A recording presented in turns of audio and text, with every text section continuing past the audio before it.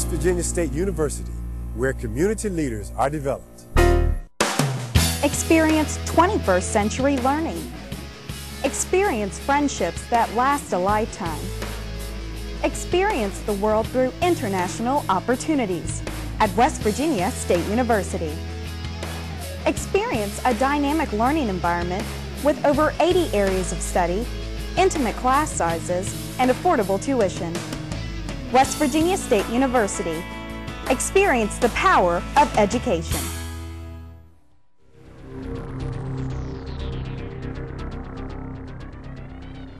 Hi everyone, welcome back to the Coach's Corner. I'm Scott Wagner, and we're still here with Coach Bob Allen, head coach of the WVSU softball team. And we talked a little bit about the 6-game road trip, West Liberty, Ohio Valley, and Shepherd. The big story during that trip, Kayla Sturms really catching fire. Yeah, she's probably got one of the best swings I've ever seen. There's just no wasted motion, and she explodes on the ball. And she is really good to take the outside pitch to right field. And she's on fire right now. She has battled some injuries, and I think she's hitting .453 right now. And we're pretty fortunate to have 4 kids hitting over 400, and our team batting average, I think, is .349, which leads the conference. Yeah, and it's she heads up that team. As you mentioned, she's the hitting for the best average on the team that has the best total team average in the conference. And it seems like lately she's really picked it up. She was hitting somewhere in the 300s earlier in the year. I think her at-bats or her playing time had been limited. First of all, what limited those at-bats, and how has she been able to get so hot here lately? Well, she has flat feet, and what was happening was with our conditioning program, when she would run and do all the running, it started to hurt her knees. So she was hobbling around all the time. Now, I think she's going to have surgery this summer to correct that. But when your legs hurt, your legs are a big part of hitting. Even with that, she was still blooping singles in, okay? And but there were times over spring break where we just had to sit her a game because her legs hurt so bad, and we had to ice them and everything else. Now we're to a stage where we get a little rest in between games. Our conditioning has slacked down some because we don't want them worn out, and her legs are back. She still has some pain, but she drives the ball. I mean, she just crushes it, and she's only 5 foot tall. When you see that little thing go up there in the number 4 spot, people probably look at us like we're crazy, but she's the one that drives in runs, and we get Hyatt, and Hyatt can do the same thing. Kayla is without a doubt the best third baseman in our conference. She's the real deal. She's actually an outfielder that came from Hemet, California, but we needed a third baseman, and we converted her, and she's, in my opinion, the best in the conference. Yeah, and that's very strong. There's a lot of great players in this conference, and she certainly is one of the better ones. She led the WVSU in RBIs a year ago, and Right. you're starting to see where she picked off from last year. And then when you go down the lineup, you mentioned Hyatt, Bobby Harper, Maddie Best. I mean, the lineup just seems stacked when you go down the line. Bobby Harper at first base. She's been a really strong player, 4th-year starter, first baseman. Just talk about her a little bit and what she's brought to the team this season. Well, when Bobby came in here, she was a pitcher, and I think her senior year, her record was like 23-1. We've just put Bobby wherever we needed her. We had to have a third baseman her freshman year. She stepped in there. That's the year we won the conference tournament. She stepped in there and she got it done. It was a whole new experience for her because she had played some shortstop, but there's a big difference between short and third.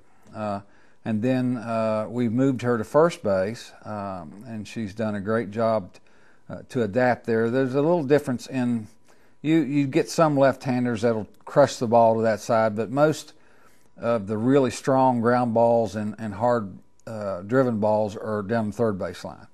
And Bobby's just she's battled problems with her heart. She's a player. She just will not quit. She's not going to go over and sit on the sideline while everybody else is running. If it kills her, she's going to get out there and do it. And there's a couple times we thought it was going to kill her. And she's always a player that plays hard. You mentioned you kind of plug her in where you need her. How difficult is that to move from third base to first base, as she has done the last 2 years? She's been your starting first baseman and done very well. The biggest difference is you got to learn to stretch and react on the ball. I mean, if you commit too early and the throw's not good, then it's going to get through. So, she's had to learn how to do that.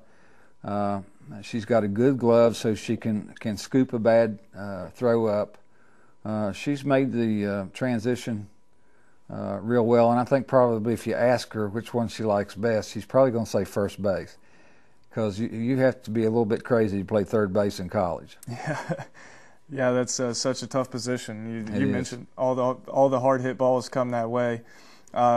Another girl we got to talk about, we had her on the show last week, Maddie Best, is really she's hitting the ball well all season. Timely hit seems to be her thing. She's got a lot of RBIs this season. Yeah. And for just a freshman, she sees the ball and hits the ball really well. What do you like about what Maddie has brought to the team this year? Well, Maddie can play anywhere. She can play center field. She can catch. She can play shortstop, first base. The only thing she doesn't do is pitch, and she probably pitches, and I just don't know it. But she's got another good swing like Kayla, and she has home run power, and she can go opposite field pretty good. So, against Shepherd, she drove one clear to the fence, and we got thrown out at third base. We thought she was in, but they called her out. She just hits the ball well, and she's a player. She's very aggressive on the bases. Sometimes she may be a little bit too aggressive, but we play aggressive softball, and sometimes we do a lot of hit and runs. Sometimes it comes back to bite us, but that's what we're going to do. We're going to try to score runs, and a lot of times it works, a lot of times it doesn't work. When you got a team that hits the ball as well as this team does, that makes it a lot easier, I'm sure, to play aggressive. When you got several girls out there that can go out there and hit for very good averages. Yeah, I think we have 8 out of the 9 that start normally are over 300. Marlena Fry she's killing the ball right now, and Marlena's made some circus catches in the outfield. She has come on real hard. We're not pitching her, but we've got to have her out there because of her bat and her defense. Yeah, and that's something that's been a staple of this team, defense. It's a little bit less than it was a year ago. Last year, you're up near the top nationally. This year, it's down a little bit. What do you think that a few more errors this year than maybe last year? We had some errors early when we were down south, and I got so mad one time I just took the second and short and just set them on the bench and put somebody else out there. Yeah. And I think it kind of woke them up a little bit. Since then, they've been playing pretty well. Yeah, now coming up, you have a kind of an roller coaster schedule here. You have 16 games left in the regular season, 8 doubleheaders.